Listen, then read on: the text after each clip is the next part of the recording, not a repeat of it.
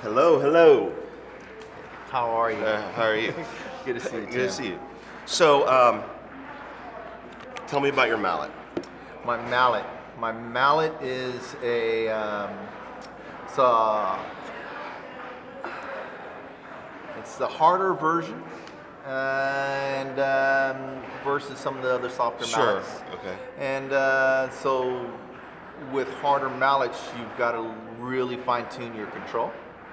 And you also got to understand that, especially with the evolution of today's defense, is an interfering defense, which actually plays to my strengths with the harder mallet. So it doesn't take much for me to interfere with another person's off goal, miss shot, block shot, to be able to come back and get some snag it, redirect it, redirect to get the puck back. Yeah. And so it's because separating someone from 1 and 2 is basically 1 or 2 possessions. Oh yeah, for sure. Yeah. So now, is this what you've always played with a low top? I started off, of course, with a high top, but back in the day, Robert Hernandez, Mark Robbins, Mike Shoppy, Mike. The other Mike. Mike Pryor? Oh no, Mike Nelson. Nelson. Yeah. Mike Nelson and someone else. I can't remember. They went on a exhibition tour, and they were invited by the game room that I was at to go and do an exhibition there. And after watching Mike Shoppy and Robert Hernandez in the low top, and I was like, I want to play like that. That's beautiful. It was like water. Sure. Yeah. And so I was like, okay, this is what I want. This is so I was hooked from ever. Sure. From that point on. Yeah. And so this is some padding. It looks like. Yes. What is that material? So this is just the Equate padded tape, and so the Equate brand, don't get the off brand, actually sticks to itself. So I'll tape my fingers, and so I actually stopped using the string because now I don't have to worry about losing the mallet anymore. Right. Because it's like if I lose a mallet lose my mallet in a match, it is super rare now. Right. Super rare because now it's super sticky in that respect. Cool. And so, but one finger I still have a different KT tape, which allows me to get slip, so I can slip out and create a more of a mallet, the head of the hammer kind of thing. Cool. All right. Well, neat. Yes. So tell me, well, actually, I mean, obviously I know you, but can you just say who you are and where you're from? Oh, my name is Doug Howard. I'm from San Antonio, Texas. Born and raised there, lived there for quite a while. Started in '86 playing air hockey, and then took a sabbatical off and on here and there. Yeah. Moved to Amarillo. Yeah. And then I was a solo player up there. So I had to learn a totally different, like an accuracy game, versus a more deception game, and and then moved back to San Antonio, and now I play with Colin Cummings, number 1 in the world. Yeah. Vince. All the heavy hitters. Yeah, some heavy hitters. Marcus. So you got awesome. 3 top 10 players right there. That's awesome. So we built ourselves a really good, strong foundation of iron sharpening iron. Yeah. And that's so important. It really is. So my game is like super evolved, and the influences of those players on my style, and then vice versa, because all 3 of us, all 4 of us play totally diverse different styles. And so it's really interesting in that aspect. And then now we have Marcelo from Venezuela, who just moved to Austin. He comes down and plays on Tuesdays, and he practices with us every Tuesday. Neat. Yeah. Awesome. So now we got a 5th. Yeah, you got totally 5th different style. That's neat. Where with Marcelo you have to beat him with accuracy. Okay. Yeah, because if not, his Venezuelan defense is like, you're not going to get me to flinch. Gotcha. You're going to have to beat me with accuracy. Right. And you can't get me with your deception. Right. So Pretty which cool. actually sort of played to my strength. Right, I was going to say, yeah, because you're very so accurate. I went over, and that's why I was able to handle Marcelo like 16-4. Wow. Where a player like Marcus, Right. who's currently ranked higher than Right, me, right. went 44 games. Wow. Because he's on more on a deception level. Sure. You Right. know, and Interesting. And so Okay. so styles make fights. Oh, yeah, for Yeah. sure. Yeah. So what do you do for a living? I am a high school art teacher and professional artist. Okay. And how long have you been doing that? Let's see. In the public education since 2009, and then I also taught over at Emerald College. Okay. But that was a different field, so U.S. government Sure. there. So now, but what type of art do you personally do? Let's see. Painting, Okay. pastels, oils, acrylics, mixed media, things of that. What type of style, if you had? I mean, I'm not. Okay, I don't know much about it. No, but this is great. Oh man, I love talking shop. So the style I would say probably closely emulates would be a Baroque style of art. So Baroque is Italian for grotesque. In Portuguese, it means misshapen pearl. And so that art style actually had these really strong dynamic compositions with strong lights and darks and lost and soft edges throughout the composition. You had famous artists like Caravaggio, Rembrandt, Artemisia Gentileschi, George Delatour, who just created these compositions that were just like captivating. Yeah. And they painted people as they were. Where the previous art movements, they would paint them like in an idealistic form. Gotcha. So the person, if their model had a really large nose, they would Get rid of that. Yeah, they would like, let's shave a little bit of that Fair down. enough. You know. Okay. All right. So things So of that. realism, in a sense, like realism in a sense, but Okay. yeah. So they painted people as they were. They saw the beauty and the ugliness. Okay, yeah. So that's the Sure. aspect. Very You know, cool. it's like so you say misshapen pearl. It's like freshwater pearl was the previous art movement. Gotcha. I mean, saltwater pearl was the previous Okay. art movement with a perfect little sphere. But the freshwater pearl was a misshapen looking, Okay. bumpy looking Yeah. pearl. If you ever look those up. Yeah. But they're shiny and they're beautiful in their own right. Yeah. And so, Right. and that's the difference between Okay. the way I look at it. So. And that's interesting. Does that show up in how you play air hockey? Is that, yes, I think so because I play a lot of extremes. Okay. And so I'll have extreme angles, extreme overs, or extreme. Sure, yeah. And so, like, there's very few people I know that could actually shoot across way far left, almost Okay. to the wall. Okay. Yeah. Okay. On a consistent basis. And Right. it may hit one, out of 8. Right. But how about try hitting 7 out of Yeah, 10? Yeah. Yeah. I So hear there's you. a lot of difference. Yeah. So Interesting. Okay. Cool. So, how did you discover air hockey? the game room right next to us, to the high school. Okay. was, How old? I was probably 15. Okay. And 15, 16. They're in that neighborhood. This is what, like 87? Yeah, 86. 86. Yeah, Okay. 86. And so I was 16. Yeah, mm. might have been 15 because going to 70. So. There's a The game end was room. they had like 40 game rooms, diversions game rooms, Oh, throughout yeah, the city. diversions, yeah. Every store had at least 2 air hockey Oh, cases. oof. So we were flooded with air hockey. You could go any store Heaven. and that table was always full. Yeah, yeah. It was like one of their biggest money makers. So I was like, dude, let's start running tournaments. Yeah, yeah. Yeah, and so we would float around different tournaments, and the next thing you know, Mike Shapey, who was the owner of Diversions Game Room, Mm-hmm. like contacted people and said, "Hey, y'all come and do an exhibition over here." Neat. Oh, yeah, because we got a big, huge following. Yeah. This is a huge opportunity. Yeah. And so he got it all set up and organized with Mark Robinson and those Sure. other guys. And was was Ducky playing at that time? Is Yes. that where you yes. guys met? So, Okay. so Ducky Altone Gates, Ducky Yeah, Gates, and yeah, he was playing at that time. There's Jerry Triglio. There's a few other players that sort of faded, and I totally lost contact, especially Yeah. moving away for 20 years in Sure. Amarillo. Yeah. Do you have any like strong memories from when you first discovered air hockey? Anything that really stuck with you all these years?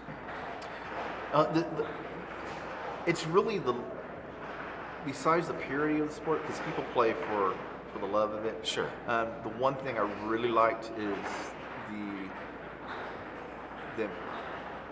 the me and you battle on that Yeah. table. Yeah. Yeah. And so I love the battle, and then the fact that there's honor, and so there's only one other sport I know of, and that's golf. You call fouls on yourself, Right. and so it's like, oh Yeah. Love it. and you pass it over. Yeah.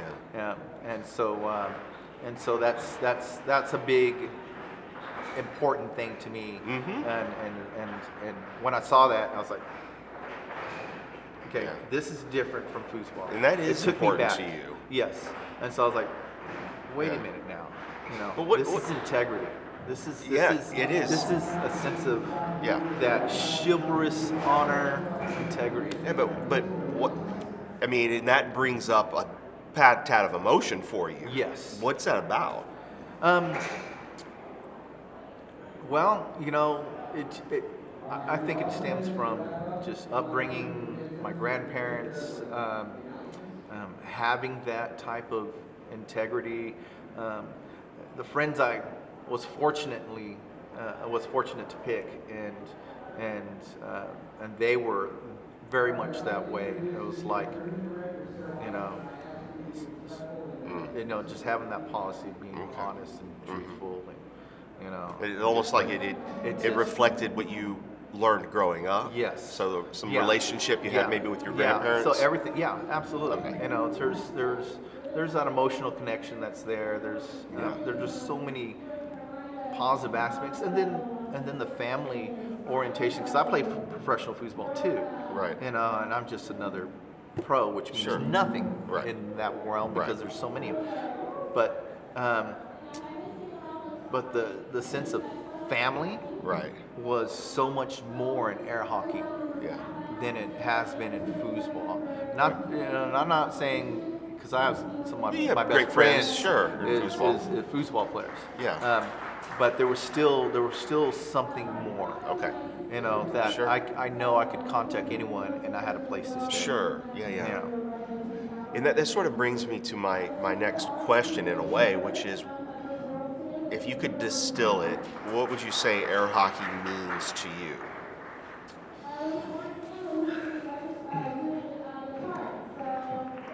The haiku of air hockey, huh?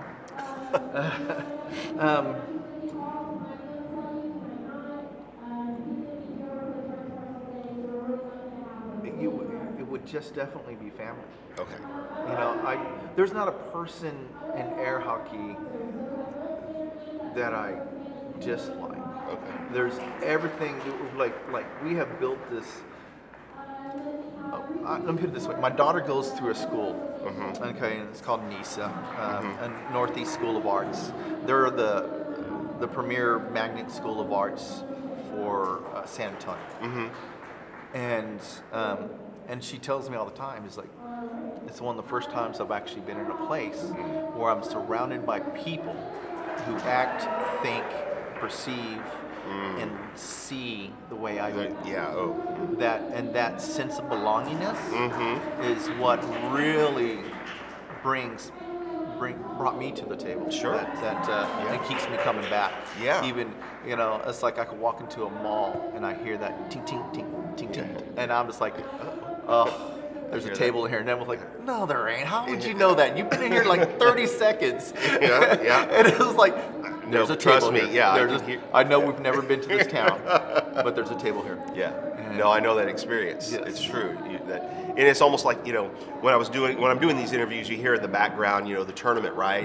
And that sound in the tournament of pucks, Yes. just off in the distance, is just something that sticks with you. Yeah, it's melodic. Yeah. I mean, it's just Yeah, it is great. yes. It's just you get that rush, that blood Yeah, flow. yeah. It's just So, has air hockey changed you in any way? oh yeah, absolutely.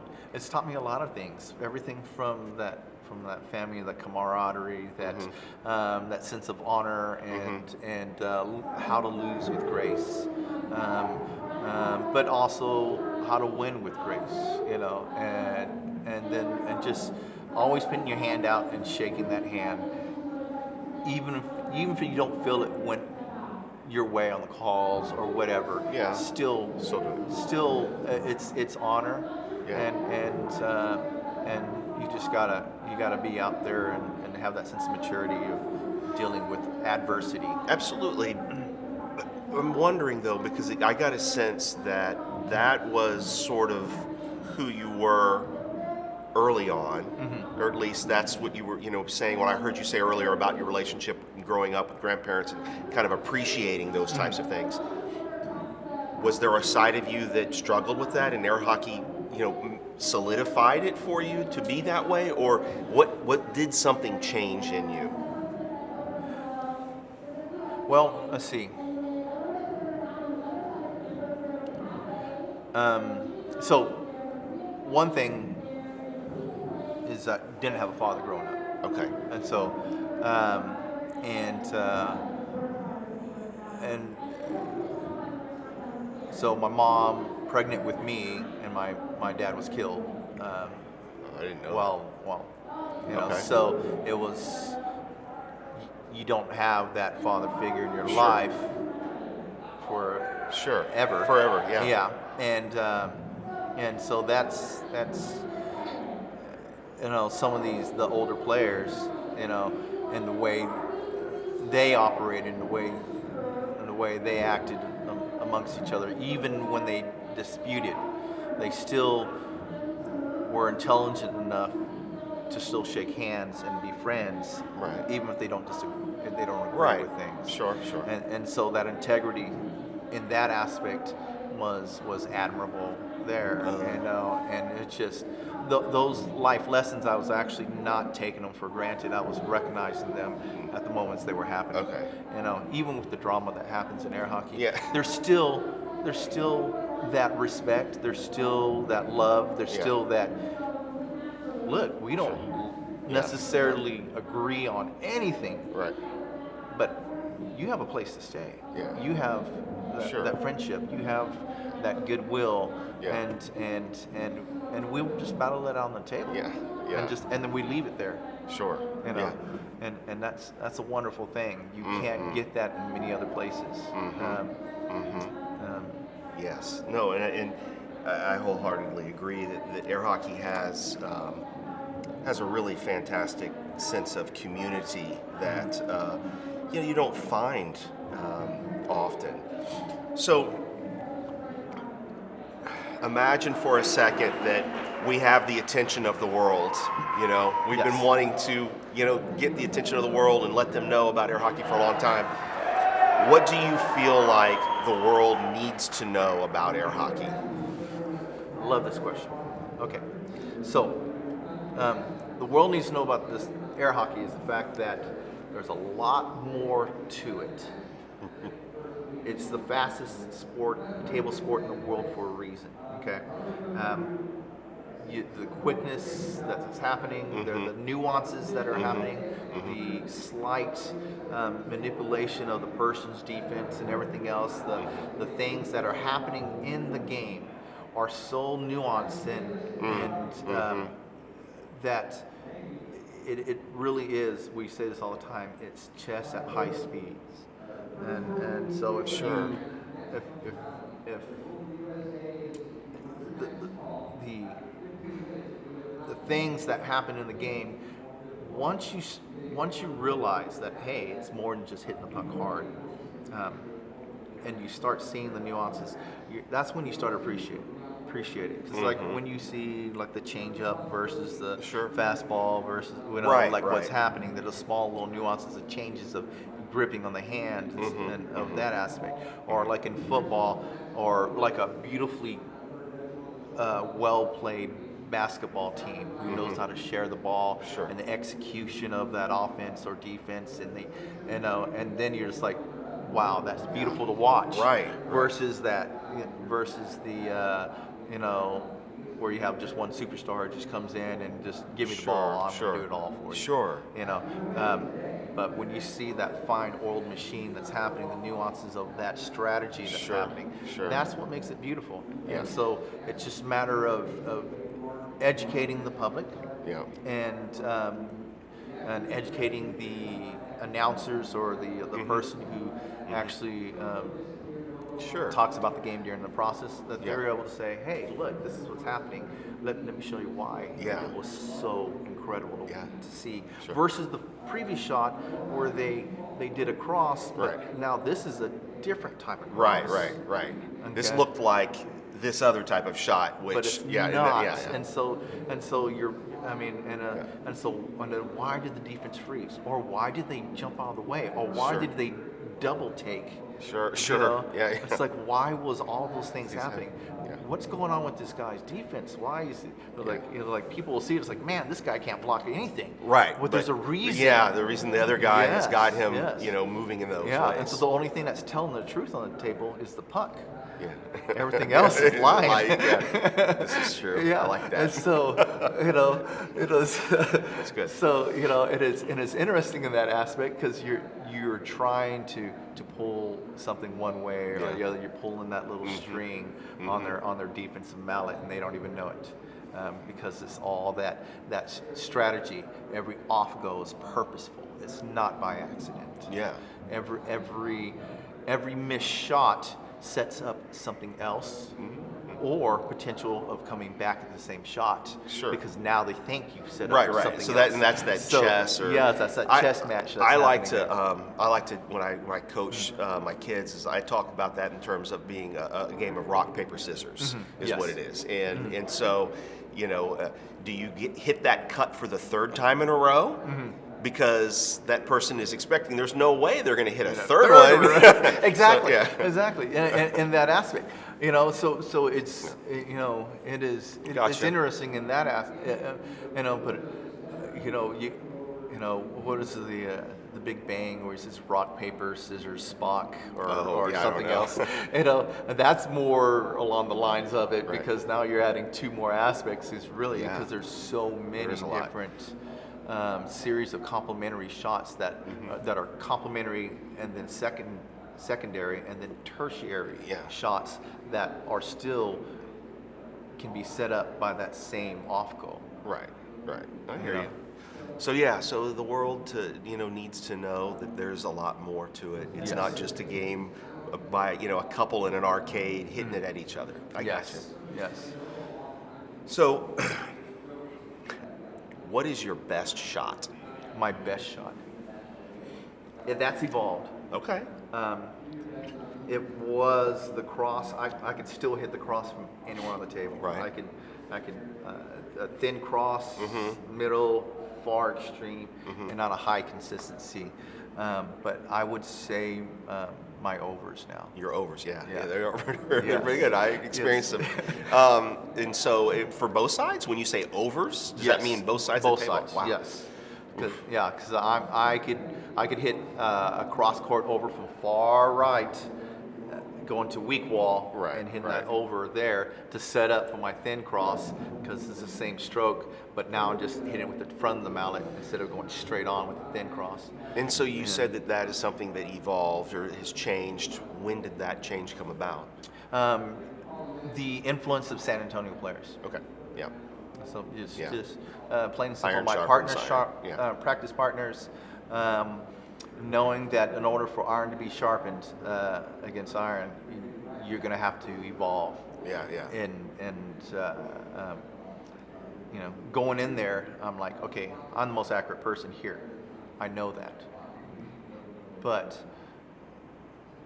my defense was horrible. because I was coming from an isolation. Right. Yeah. You know. you have to. And then and so they were like, okay, but now they learned my game, and so I've got to come up with other innovative ways Yeah. of and then of course you it's like finding your style in art. You're not a Baroque artist, but you can pick from the Baroque.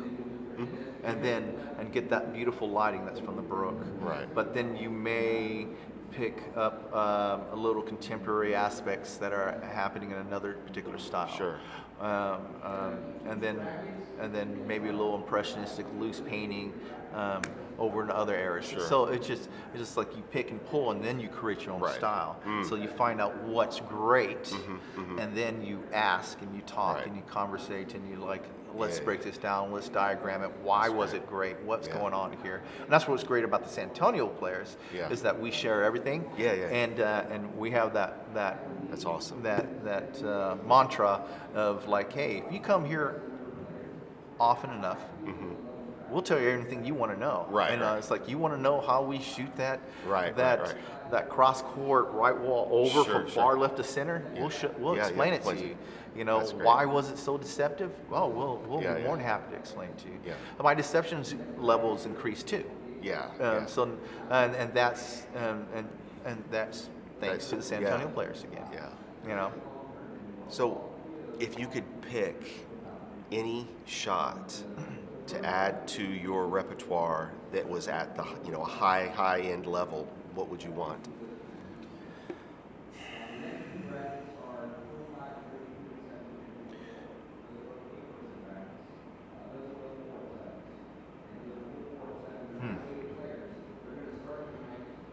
see, it's not necessarily the shot because I can execute all the shots. Okay. It's whether it's the process that gets to that Okay. shot is more so Okay. the aspect. I would say the fluidity that Colin Cummins plays with. And so having that fluidity of Okay. his offensive attack Right. is more so because I could shoot all the same shots Colin shoots. I could shoot all the same shots Vince shoots. I could shoot all the same shots Sure, I Tim hear you. shoots. Yeah, yeah, I gotcha. It's just having that fluidity Okay. to be able to that these The setup. players Is- and so that's Okay, that's more what you so. would want. Okay. Yeah. All right. Interesting. Okay, so my final question is sort of a fun Okay. one. No pressure. Who is or was the greatest of all time? Who is or was the greatest of all time?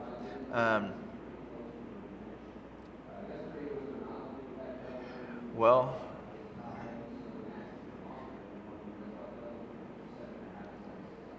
knowledge level, Jesse Dowdy.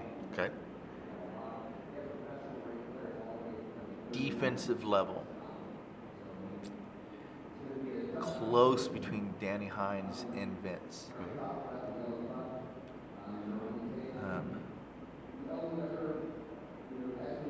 Love of their shot, like intelligence, like during the game. Tim Wiseman. Oh, okay. Okay. Thank you. Like, yeah, so like during the process, like to quickly analyze and decipher and like, okay, let's Sure. do this. Let's change the aspect. Let's do the chess match. Yeah. Okay. So and the innovation that you've done for the sport of that diamond drift that's gone all over the world.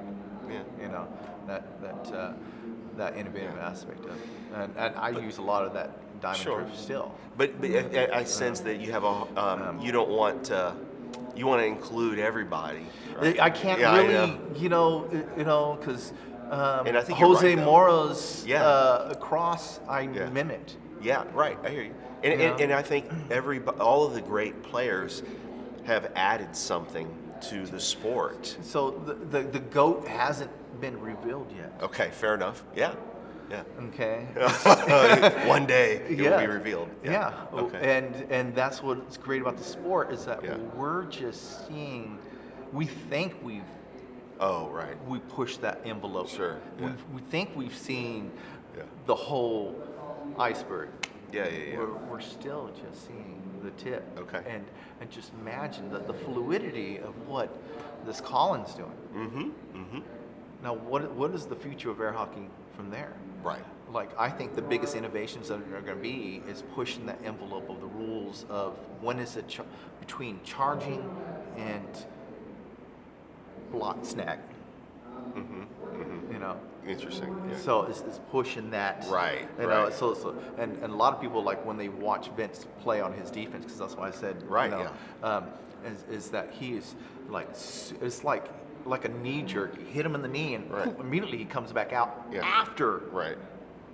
after the block or the Right, shot, right, the right, off goal, right. and he's He's ready to snag snag it, yeah. Yeah, and it is so interesting because you Yeah. grew out to really mentally unlearn this, Oh, right.